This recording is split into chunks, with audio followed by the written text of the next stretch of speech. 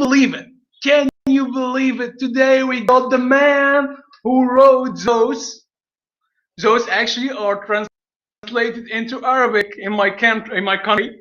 Those are Sour comics written by the legendary the man himself. This man have done it all. Editing, editor-in-chief, writing comics, finding talents. This man is a true treasure to the comic industry. Actually, it's a true treasure to our podcast today.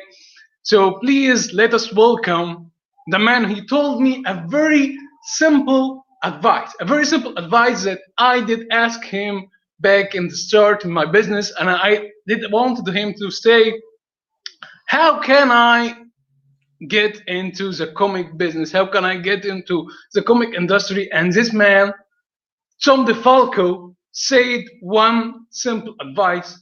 He said, if you want to start drawing comics, start drawing comics. Get into the business of comics, start drawing comics. So, ladies and gentlemen, please let's welcome the man, Tom Defalco.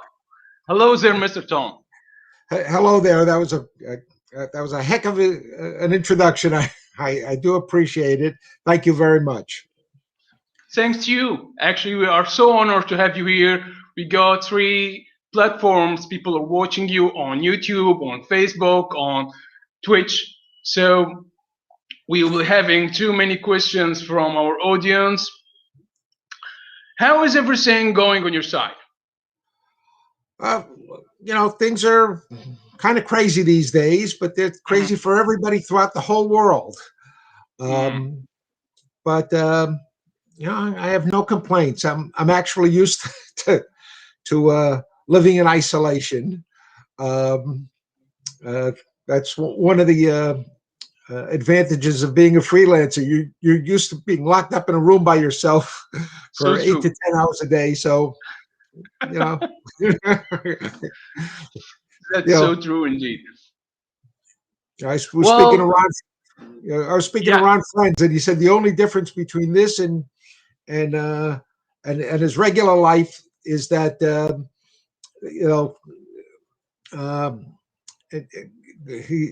when he goes out for fast food, he has to wear a mask. Otherwise, otherwise you couldn't tell the difference. This is simply our life as a freelancer, as a writer, as a letterer, as an artist, as penciler, inker. This is our life hiding in our homes. Yeah, it's interesting because so many people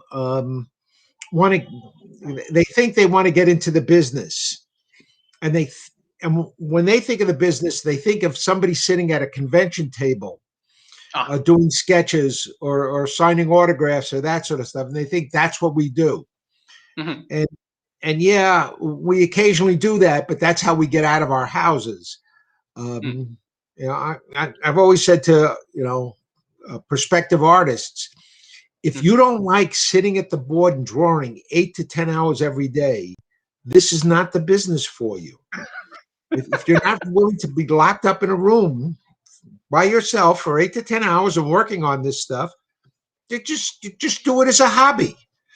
Yeah, that's all right. So before we start with our scripted questions, there's a couple unscripted ones, fun ones.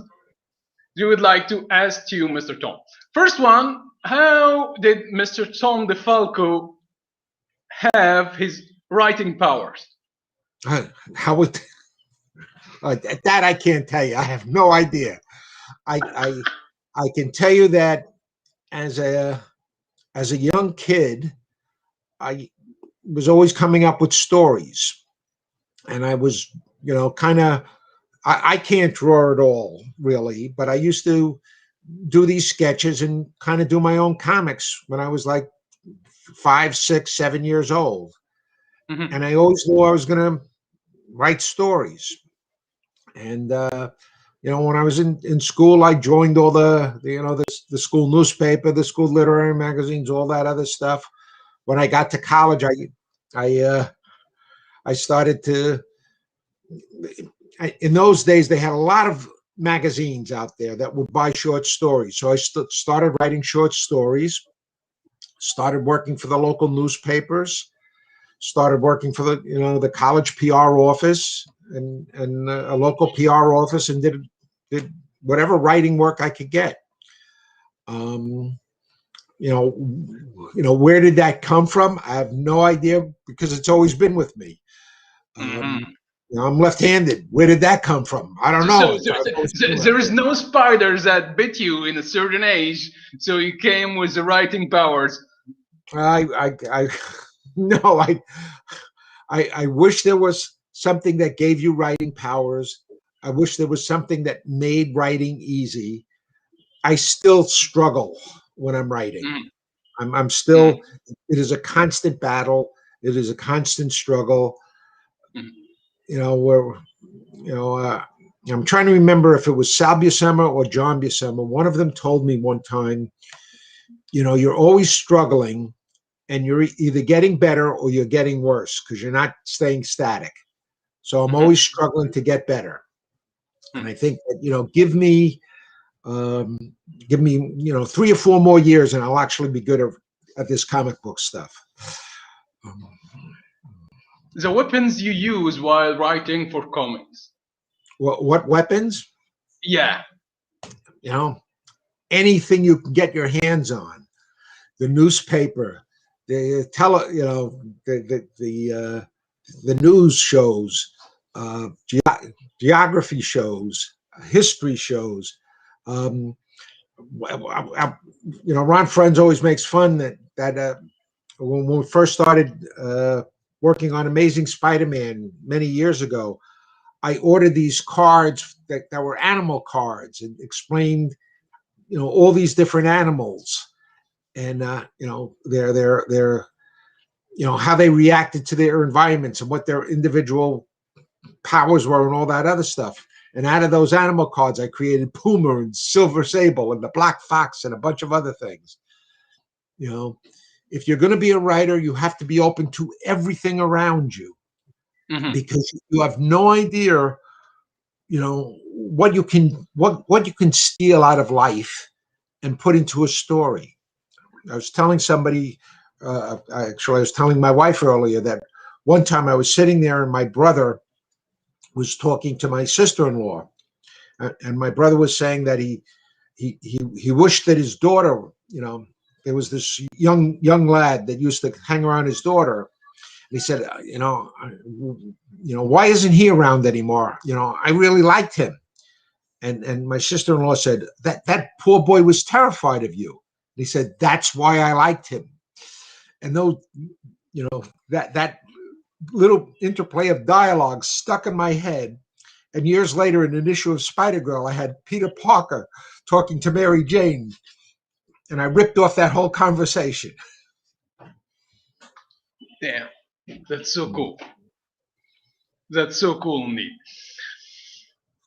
Well, how did you start your career as a comic writer? I started in the worst way possible. After I graduated college, I had this big portfolio. I told you I'd worked for, short stories, worked for newspapers. While I was in college, I did a weekly comic strip, and I had this nice big portfolio of all this published material. And I sent resumes out to the different comic book companies. And I can tell you that's really a stupid thing to do, because almost nobody looks at that. But I was lucky. A gentleman, Mike Silberplate, who was, I think he was the president of Archie. I don't remember Mike's title at this stage of the game, but he saw my resume and he walked it over to the editor, who was Richard Goldwater, and he said, hey, you should talk to this guy. So Richard arranged for a meeting, and I came in and I met a gentleman by the name of Victor Gerlich, and they offered me a job at Archie Comics as initially as a proofreader. And they, asked me what I wanted to do, and I said, I want to write. So I started working as a proofreader, And then I was in the production department and in the editorial department, and I started writing these one-page gags and these five-page stories, and they were rejecting them. And then suddenly they started to buy them, and the more they bought, the more I wrote.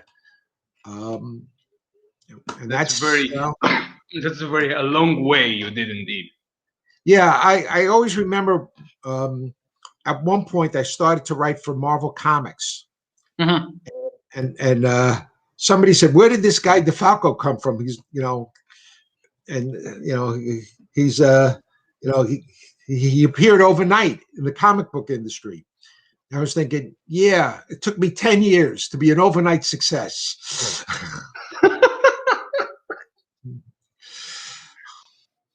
Well, actually, the ones you did for Marvel, actually, you did work for Marvel, for DC titles. I found online that actually most of the comics I'm fond of, the characters I do love, you did write for them. Well,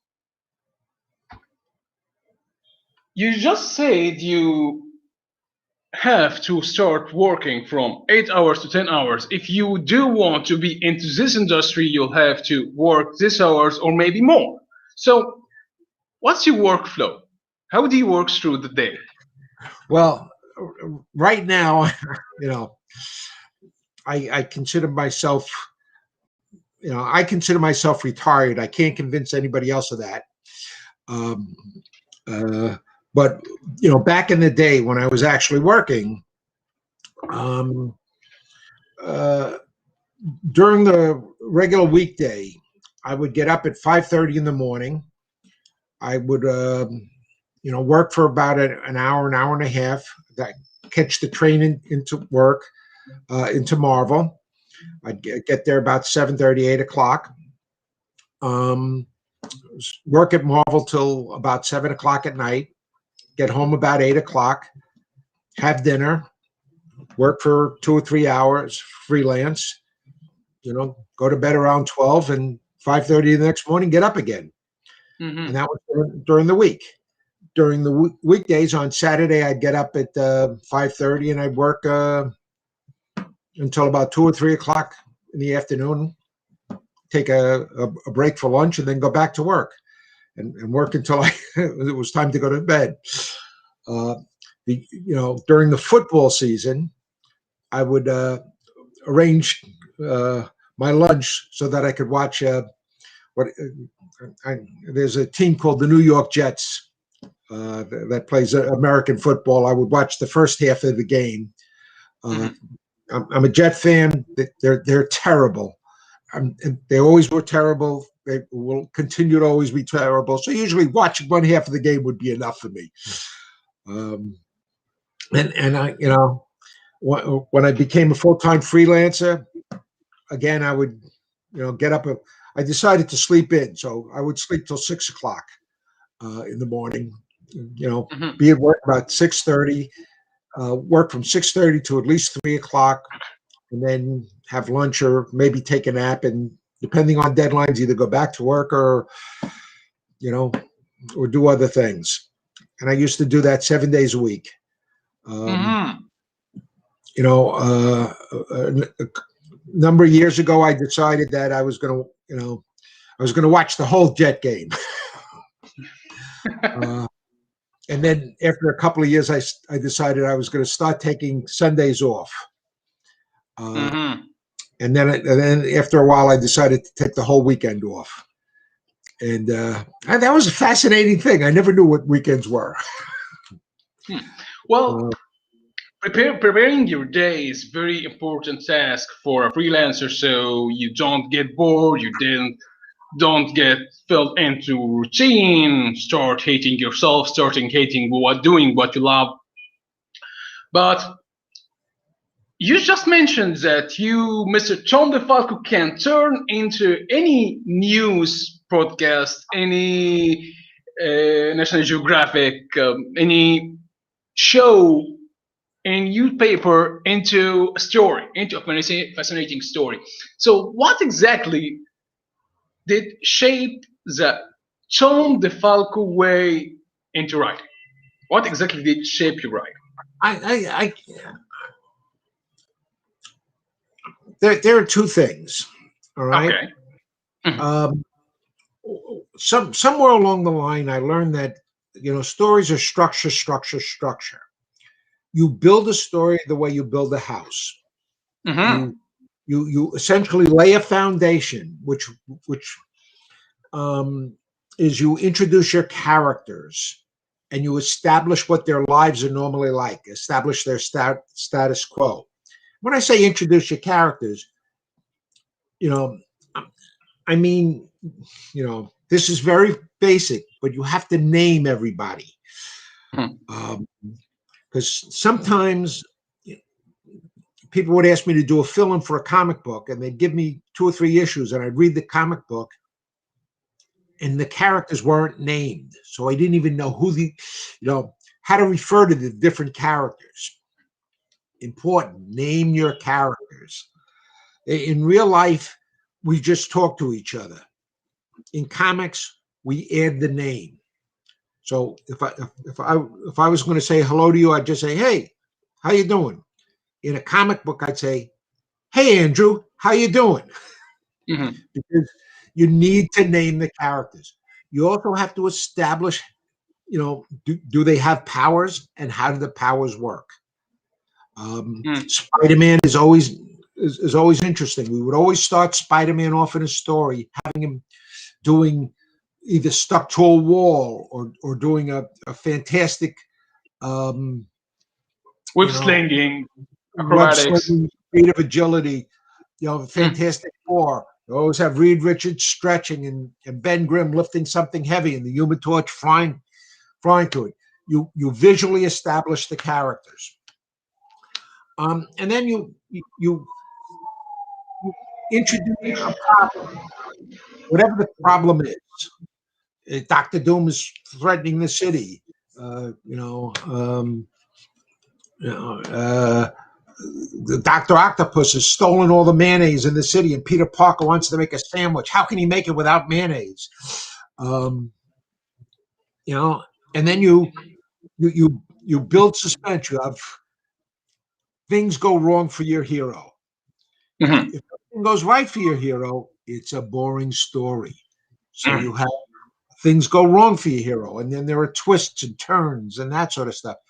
And then you keep building the story like you build the house, and you get to the big climactic moment where sometimes it's an explosion, sometimes it's a big battle, sometimes it can be anything, but there's a climactic moment. And once you have the climactic moment and that's resolved, you get the heck out of the story. Mhm. What did influence your writing? um the main guys that influenced my writing uh, are Edgar Rice Burroughs, uh, Walt Kelly did a comic strip called Pogo, Mhm. Stan Lee, and Bob Canninger, and then later Mhm. on Ed McBain and Mickey Spillane, and then Robert E. Howard. Those are the Well, main guys. well, that's amazing. Well, for our audience, please feel free to post or send us your questions so Mr. Tom DeFalco can answer them. Feel free to ask them, post them into the Facebook format or the YouTube or the Twitch. We would like to hear your questions. We'd like to hear your thoughts about how do you write comics, what's the problems, what's the issues you do find while writing comics for the major industry or for the indie comics. Feel free to send us your questions so Mr. Tom can answer them. Well, how does the idea of a story begins? It can begin anywhere. Sometimes it begins at the end. Sometimes it begins in the middle.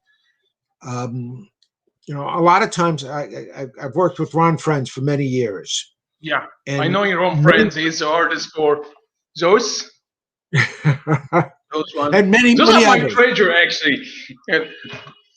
Right? Um, and one of us would get an idea, and call the other guy up. Say, hey, I got this idea for a story. And we'd start talking about the idea. And I'd say, what if, so Dr. Octopus has stolen all the mayonnaise in the city. Peter Parker wants to make a sandwich.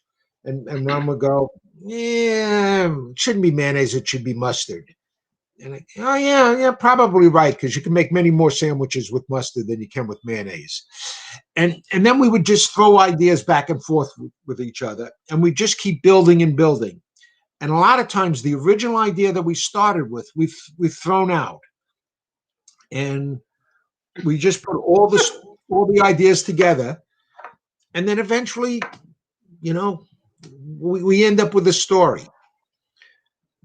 And sometimes, Cool. Yeah, sometimes all we do is we talk about what our character is going through at the moment. Like with Spider-Girl. Spider-Girl was one long soap opera. Every issue was an individual story, beginning, middle, and end. But really, the series was a never-ending soap opera. And we would be discussing the different characters and what's happening to each of the different characters. And then the action and adventure part of it would just kind of fill itself in. It's important when you're doing a story that you actually are focused on some sort of theme. Now, Spider-Man, usually the theme is responsibility. And with Spider-Girl also, it was responsibility. Seems sore. And Thor was, Thor had a certain amount of responsibility, but Thor was different. Thor's whole thing was there was a conflict between him and his dad. His dad, I used to explain that Thor's. Odin was like a man who owned a deli. He owned a small shop, and he wanted his son to take over the business when he retired. And the son looked and said, "Okay, except I don't want to just take over this business. I want to expand. I want to franchise." So Odin wanted Thor to take care of Asgard. Thor wanted to take care of Earth, take care of the universe. He wanted a franchise. He wanted to expand. He felt, hey, we're gods. We have more responsibility. We should take care of everybody. And Odin kept saying, no, just focus on Asgard. You just explained a whole era of making Thor comics into 3 or 4 sentences.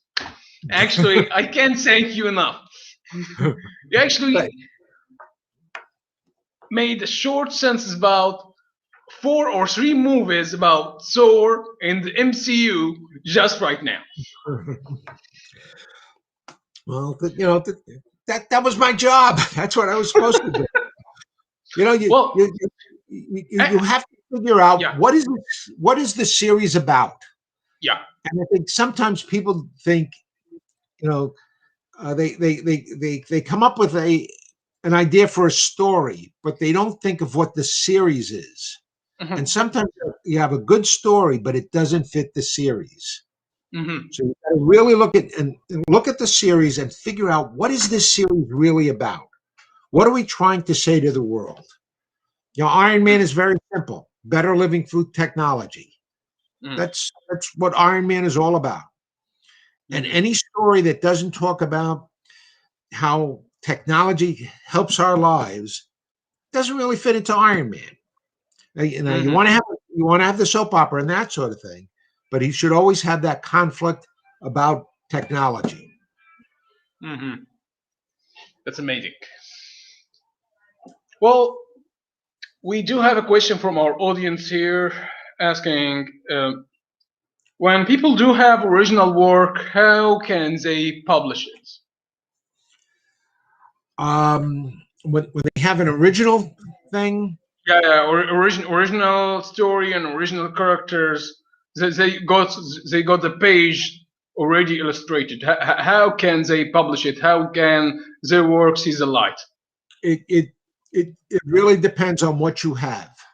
Because you're going, if you go to Marvel and DC, they're not even going to look at it because their business is to publish their characters. You go to Archie, same thing. You go to Dark Horse, IDW, Boom, Image Comics. Image Comics. Basically, you make a presentation package. Presentation package. You explain what your series is about, and what your characters are about. And please make sure that your characters are original. So many people come up with, the rip-off of Wolverine, the rip-off of the Thing, the rip-off of the Human Torch, the rip-off of Superman. I can't tell you how many versions of Superman we see all the time. Come up with something original, something different, something we haven't seen before. If we've seen it before, we're going to ignore you. We're going to just say, I've seen this before. There's nothing new under the sun. And yes, you may say, oh yeah, my character is like Superman, but I'm not going to get to the but. All right? Yeah. So you basically show people a sample issue and have a big explanation on what who your character is, and then the audience that would want to buy your character. And if you can't figure out who would want to buy it, the answer is nobody wants to buy it. I can say something about this. Maybe he can try Webtoon or the past to start posting webcomics online if we would like to. Maybe. He could do that too. But, if you want a publisher to publish it, you got to make up that presentation package to get out there. And also look at what you've got, because if you have an autobiographical character, maybe you should look at publishers who are doing graphic novels, because a lot of graphic novels are coming out now by the big book publishers. And take a look at that. You have a mystery book. Maybe you go to a mystery publisher. You have a science fiction thing. Go to a science fiction publisher. Don't tie yourself down to any particular genre or anything. Well, many thanks for this. Well, actually, feel free, guys, to send us your questions. Post your questions on YouTube or Facebook or Twitch, so Mr. Tom Defalco can answer your questions about writing comics or how to break into the industry.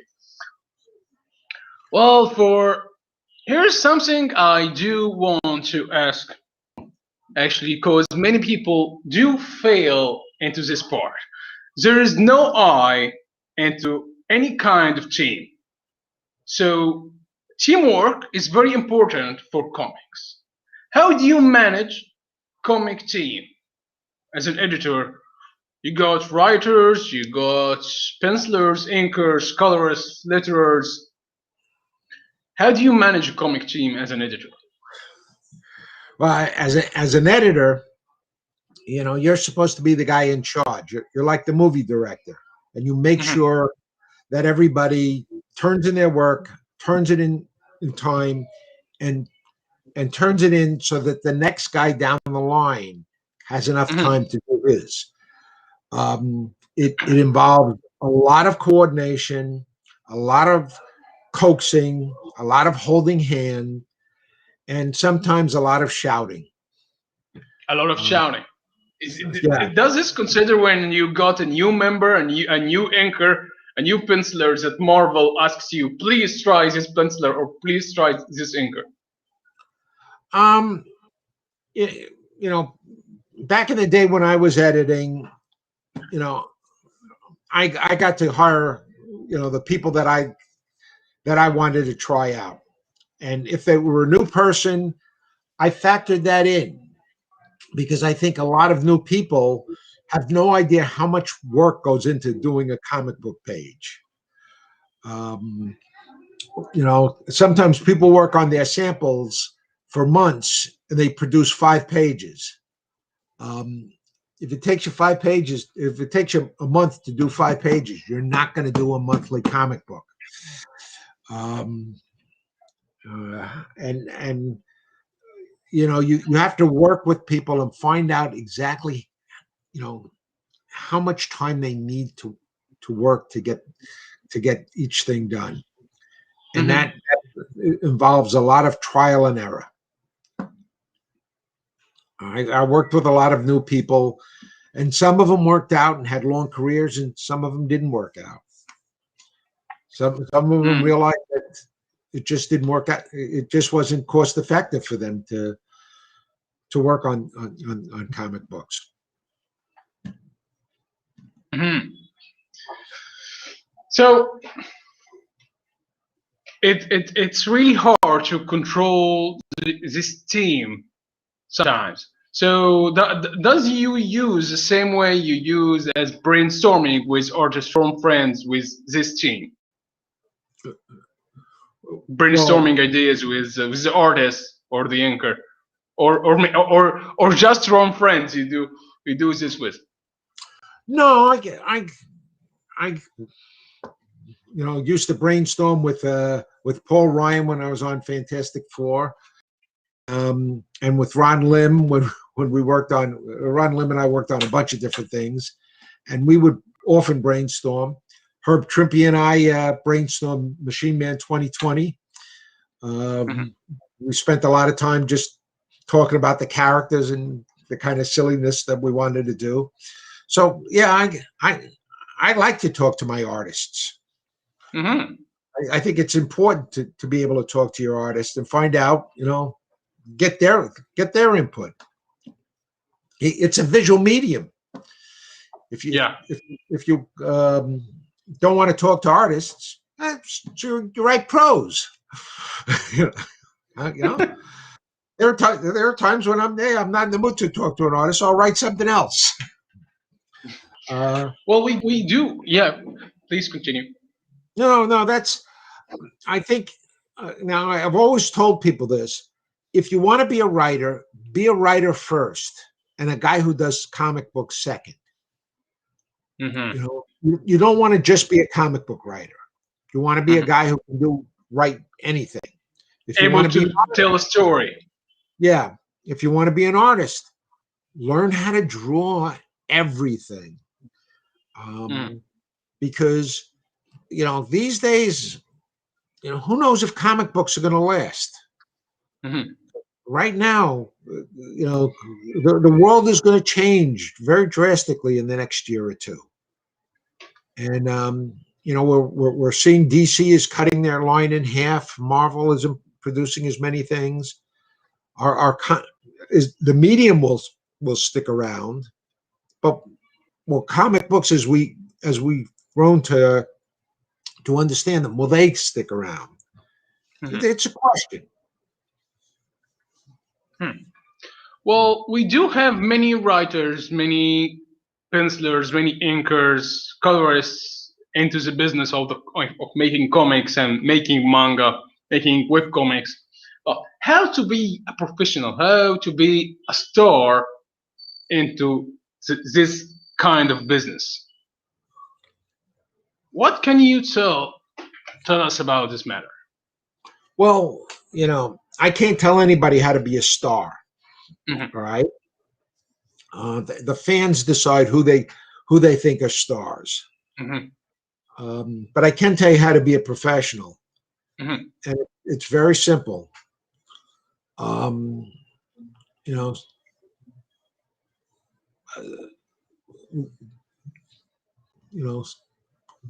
you commit to something, deliver. Make your deadlines and do the best possible work you can do in the time that you have. And that's that's how you be a professional. That will, if an editor calls you up and says, hey, can you do 10 pages overnight? And you can't, be honest and tell them no. Don't promise things that you can't deliver. Meet your I know. deadlines. Well, yeah, because if you screw up your deadlines, you'll screw up your career. Yeah. Having done this for so many years, I know that on the worst day of my life, I know how many pages I can produce. And whenever an editor asks me, can you, produce X number of pages in X number of days, I do the math based on the worst day of my life. Now, some guys do the math based on the best day of their life. And I think that's crazy because I know that no matter what happens, on the worst day of my life, I'll be able to produce, a book in 5 days. Life happens. Yeah. On the best day of my life, I'll be able to do a book in 1 day. I can't guarantee I'm going to have the best day of my life. Yeah. But hopefully I won't have the worst day of the worst 5 days of my life either. So in 5 days you're going to get your book. Now, because I've always figured that out, I have passed on a lot of assignments over the years. So this is how you can be an industry material, to meet your deadlines and always be honest about it. Always be honest. And if something goes wrong, pick up the phone and call your editor or write him an email.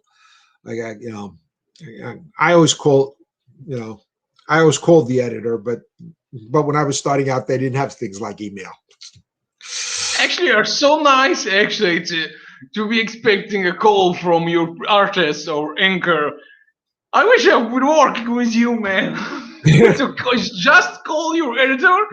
This is so nice because I always expect my editor to be shouting at me. Some editors shout and some editors don't shout.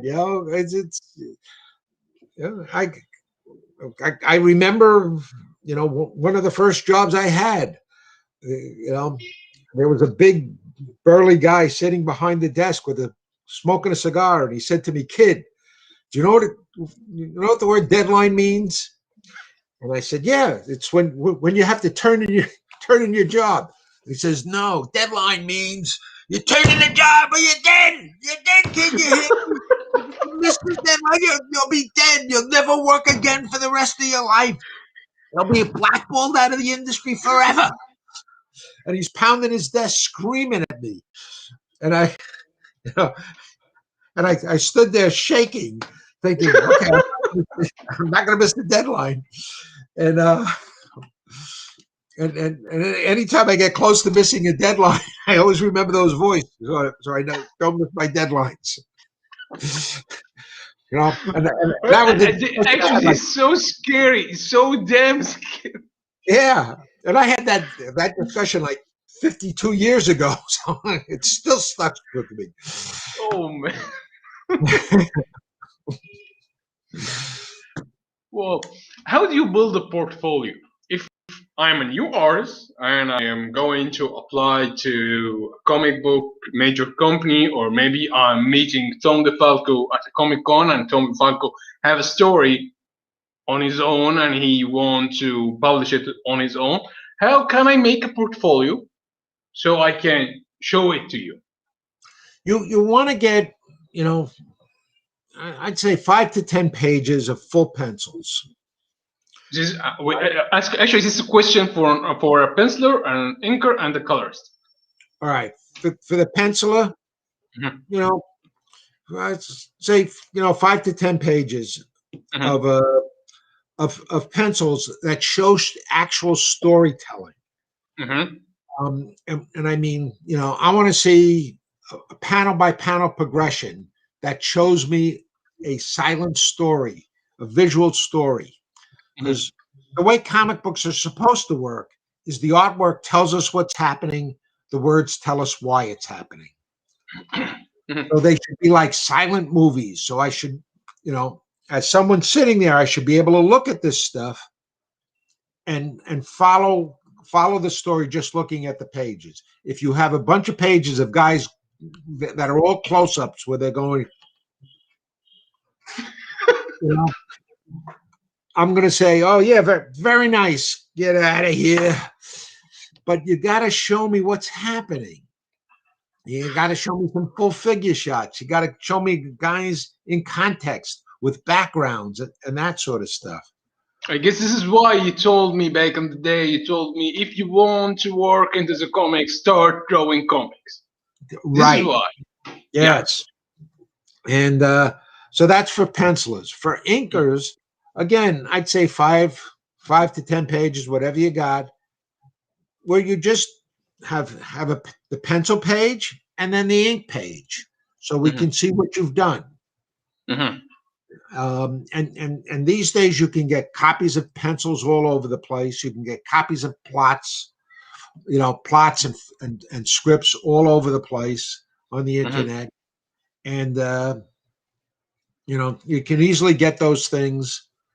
And if you want to be a colorist, again, get some black and white proofs of pages and then color them.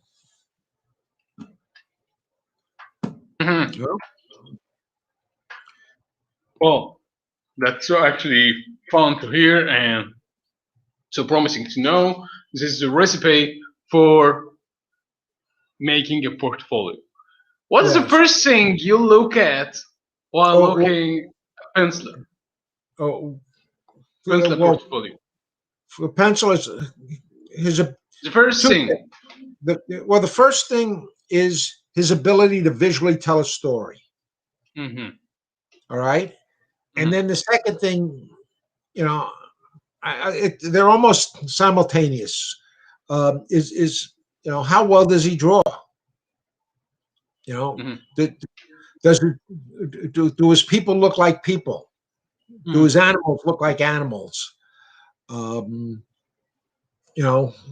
that's also within context, because I think a lot of people, back in the day when they were showing me things, everybody would show me try to show me superhero stuff. But I worked with Archie Comics, so I know what teenage stuff looks like. I know what animated stuff looks like.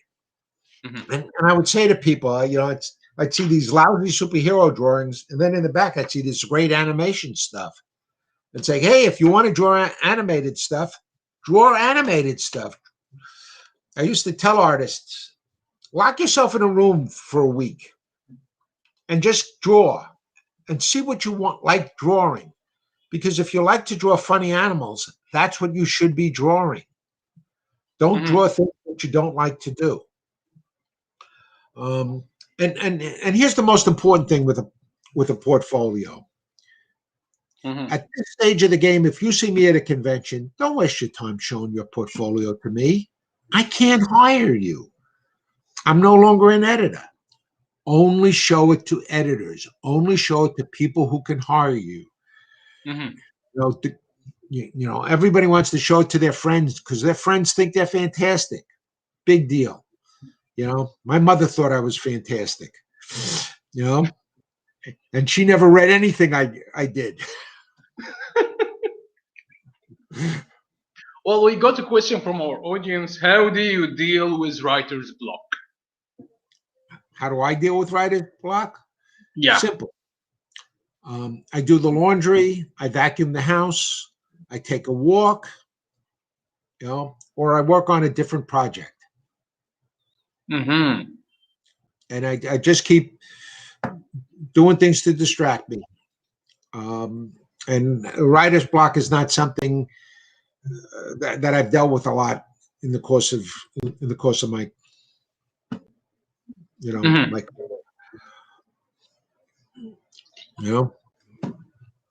So the best cure for writer's block is having a deadline that has to be done.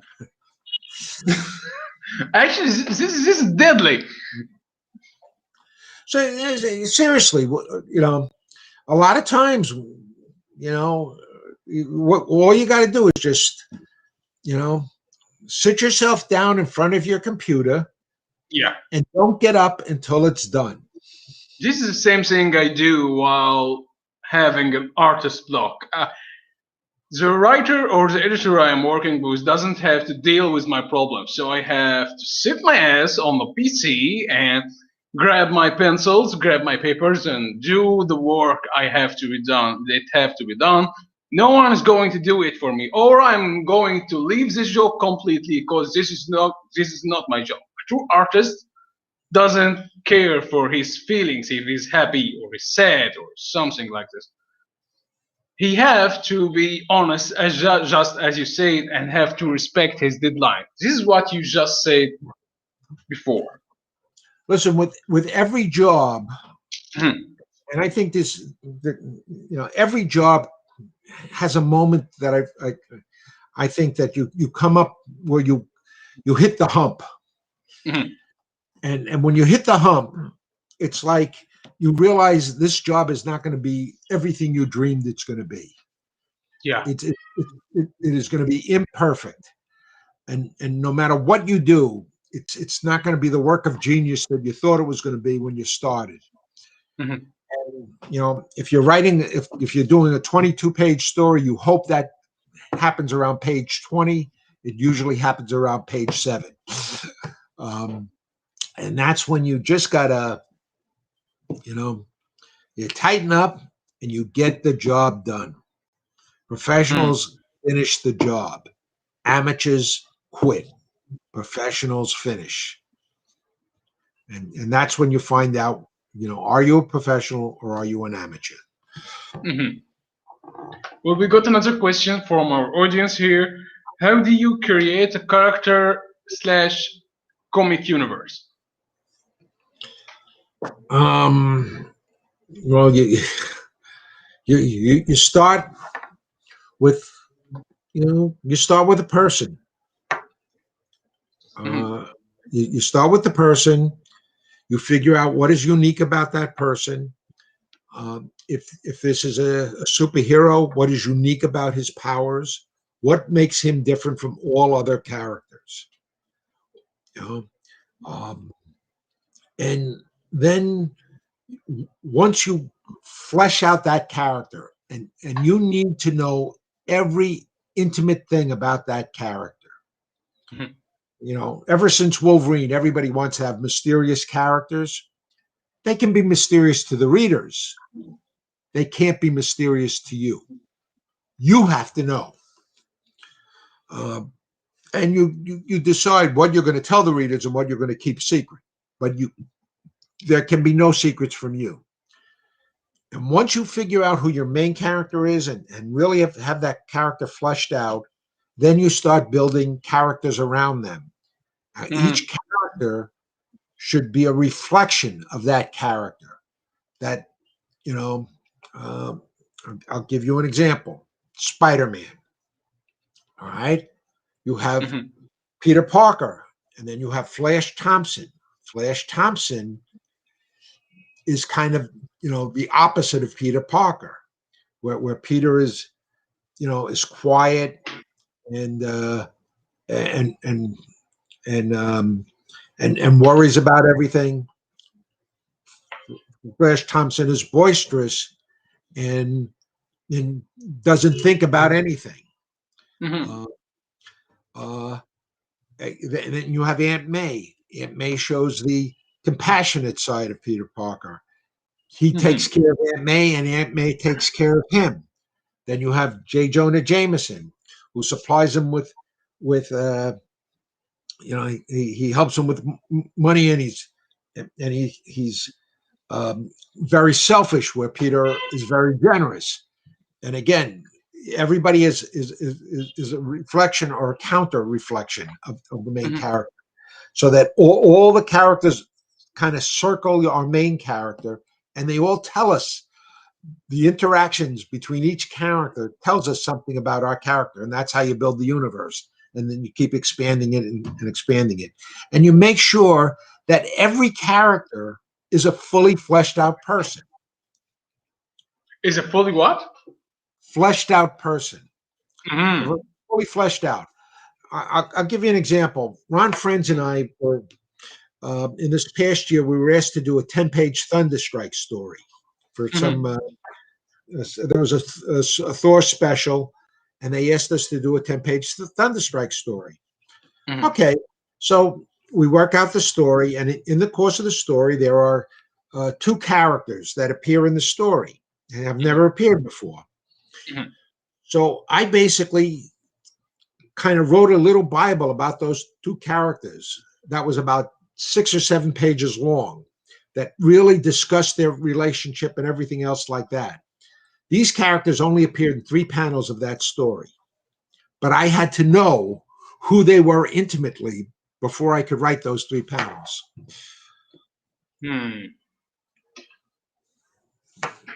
Well, I do love Thunderstrike, and I do love the storyline you gave to Thunderstrike.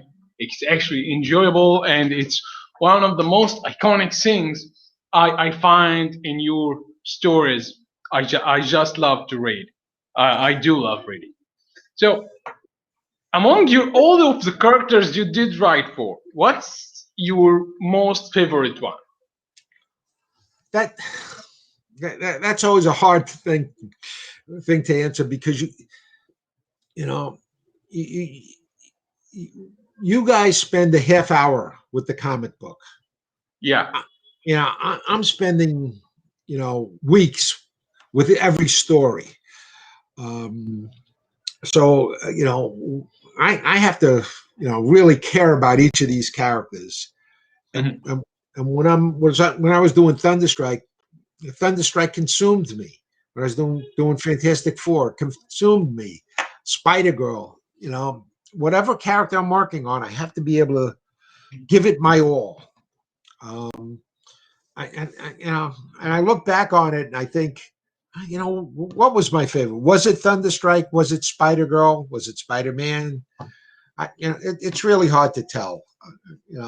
I think it was probably the Thunderstrike or Spider-Girl,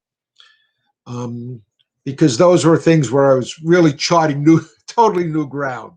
I had no idea where I was going with either one of those as we started out.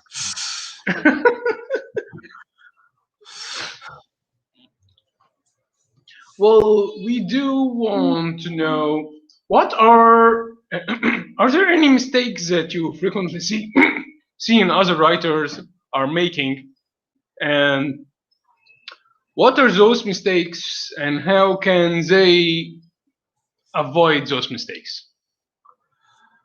Well, I think there are 2 mistakes that guys often make. One, they forget to tell their actual story. They come up with a story. They know what the story is going to be, but they don't actually tell the reader the story. They forget to put in the important things that They get intend sucked into the side events and the side stories and forget the main story. Yeah, they get caught up in cutesy dialogue instead of saying, "Hey, this is the important thing here." So they don't actually tell the story that they wanted to tell. I always remember one time somebody was talking to me, and he did this big story, a very important story. And he said, yeah. And then we come to this moment where our character makes this big decision. And I said, okay, except you didn't put that decision into the story. You left out the decision, which is the important part of the story. Because you knew it so intimately, you forgot to put it in. Now, so make sure maybe it's hard for them to make it dramatically fit into the dialogues or the events or maybe the actions running into the storytelling. Well, that's why you're supposed to be a storyteller. You're supposed to figure out how to make it dramatic, how to say it. You know, they're paying us to be creative, so be Yeah, creative. that's all Uh, right. and the other thing That's all is, I think, right. you know, going back in a different genre, and sometime I was, doing a mystery story, and it was prose. It was not comic books, but the editor said to me, "Kid, you got 5 pages to show me a dead body. If I don't see that dead body by page 5, I'm not going to page 6, and neither are you." Which basically said to me, if you're going to tell a story, start telling the story on page 1. You know, Oh, too many times people don't tell the story right, don't start their stories till the second issue, the third issue, the fourth issue. By then, I'm already gone. I've lost interest. hmm, And people say, well, look, in comic books, we're going for the trades. Hey, did you ever pick up a novel?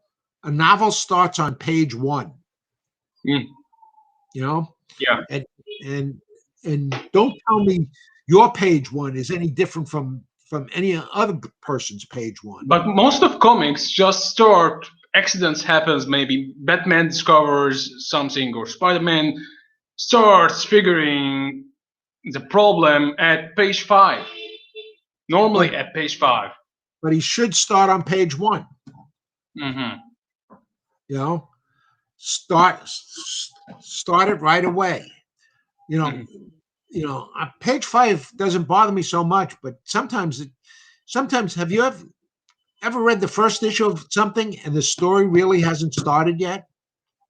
Yeah, I remember reading a couple books. Actually, maybe I started maybe with 3 issues, and I don't know. I can't understand what's going on. So I had to leave the comic book. After a couple years later, I found maybe in issue 14 or issue 13 things or get tense up. So I had to pick it up again and start reading. But maybe this is me. Not everyone can do this. Yeah, but no, you're not that different. I always say to people, pick up a novel, any novel. It starts right away. It tries to Mhm. hook you in. You're hooked in within a page or two, and if you're not hooked in, you end up putting that book down. Yeah, Go to a movie, any movie. If you're going to an action movie, within 10 seconds, something is started. Have you ever gone to a Mission Impossible movie? yeah. Yeah. When does the first action start? It all starts with action. It starts with action because it's an action thing. A James Bond film, they start with action. A comic book, if it's an action comic, it should start with action. If it's a Yeah, comic book, it should start with humor. It should start. yeah. So just start your story, and don't worry about the trade. You know, you do 6 issues full of action. People are not going to complain. Yeah, that's all right. Well, we got here Spider-Man or Thunderstrike or Spider-Gear or Machine Man. Well, it was probably Spider Girl or Thunderstrike. Although the Machine Man 2020, I had a lot of fun with because I got to Mhm. work with my buddy Herb Trimpe on that one. Mhm. You know, Is there any characters or stories you are dying to tell? not really. No, because I I've never been the kind of guy who you know has a Captain America story he's always wanted to tell, Mhm. or a Batman story. If somebody calls me up and says, you have any ideas for Batman? I'd say no, but when do you need one? If you want one by Wednesday, I'll come up with one by Wednesday. But you know, the only projects I have um, that I haven't gotten to are the next couple of projects on my desk because you can only work so many hours a day. You can't get to you got to finish this one before you can start the next one. You know, I'm a very lucky guy. So Yeah. I Actually, got to do a lot of things. many of us we do love looking and getting the encyclopedias, the guides you did for characters in Marvel. Actually, it's a very hard work you did there indeed. Actually, I think you slipped into the archives of Marvel trying to grab all those characters from zero to the latest issues you did capture those info about. Well, I had a lot of those old comic books, so that's where I got it from my own collection. That was I used to have a pretty extensive comic book collection. They had a few years ago they had this thing called Hurricane Sandy that demolished my house and flooded my basement and destroyed my collection. But before that, I had a lot of comic books. What would you like to tell to your supporters and to your haters? My supporters, thank you, and my haters. Hey, if you bought the comic books, thank you too. Yeah, I don't. I don't know if I have haters. I'm sure I have people who don't like my stuff, but hey, that's that's how it works. Some people like your stuff, some people don't like your stuff, but yeah, that's true. It's all, everybody is entitled to their opinions. Yeah. And if my stuff doesn't appeal to you, I'm sorry. I didn't mean to waste your time or money. But, is it true that yeah, feel free to complete. Well, no, that's basically it. Is it true that editors do look at hands and feet while viewing a submission more than anything else? No, they look at everything. They look at everything. Yeah, I used to tell people, show me a full figure. Because we're dealing with comic books. It's perfectly reasonable that somebody has roller skates on, or rocket jets.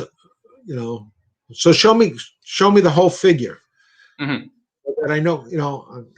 I always say, if you have it, especially if you have a new character, show me this is my costume shot, so that I see what the costume looks like. Well, before we end our show with a question, please feel free, guys, to post your questions on YouTube or Facebook or Twitch, so Mr. Tom can answer them. And don't forget to check my webcomic, my art, and my wife inking my story on Webtoon. The link will be in the description box on YouTube, and Facebook, and Twitch. So feel free to check it out too and tell me what you think. I would like to send it to you, Mr. Tom, and hear your thoughts about my webcomic too, if it's possible. All right. Okay. The last one is there? Yeah. Go ahead.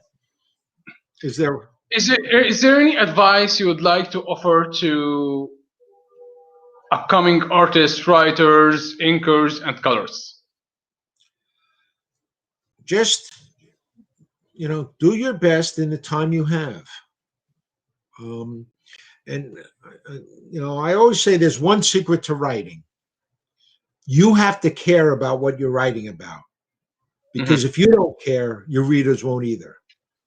And as a as a penciler, you have to care what you're drawing, because if you don't care, your readers won't. Inkers, your job is to help tell the story by focusing the eye. It's not to trace lines. You're supposed to focus the eye. Colorists, your job is to help tell the story, to use color to tell the story, to focus the eye on the important parts of the panel so that we see what's going on. It's Mm-hmm. not to, blind us with color. It's to tell the story. Every person down the line has one job: to help tell the story. Because that's why people are buying the comic books. They're not buying it to look at pretty art. You want to go look at pretty art, go to a museum. There's much prettier art there. You want to read pretty prose, pick up, so many novels there's such beautiful prose being written. You want to look at pretty colors? Yeah, you look at your own computer screen. People buy comic books because they want to read a story, something that tells us about the human condition, something that makes us feel. And that's what we want to do. We want our readers to feel. That's so right. Well, actually, we are so thankful for all the tips and tricks you just gave us. You just gave us the deep secrets from the deep kitchen of the industry. So we are so thankful to you, Mr. Tom. We're so honored to have you here today. Actually, I am so honored. I wouldn't have thought you would accept and you would be with our show here. So many thanks to you again. Many thanks for your time. It was a real pleasure. So thank you. Well, thanks to you, Mr. Tom. Many thanks to you all of our audience. Looking forward to see you again. Well, many thanks again and goodbye. Hoo-ha!